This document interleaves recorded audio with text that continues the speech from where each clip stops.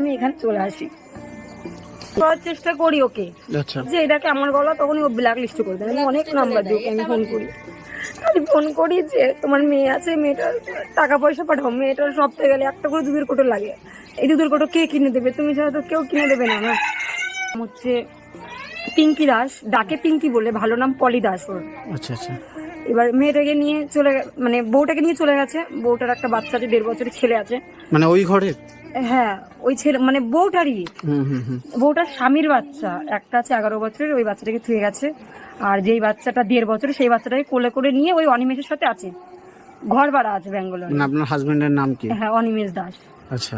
ছেলের থেকে বউটার বয়স বেশি, তাকে নিয়ে পালিয়ে গেছে। আর বউটা আবার কেমন নির্লজ্জ, বলে পরে নির্লজ্জ, তার একটা লজ্জা সরম নাই, একটা বাচ্চা, দুটো বাচ্চা পয়দা করার সময় এখন বাচ্চা আছে, সেই ছেলেটা চলে গেছে। একটা বাচ্চা বউটারও তো লজ্জা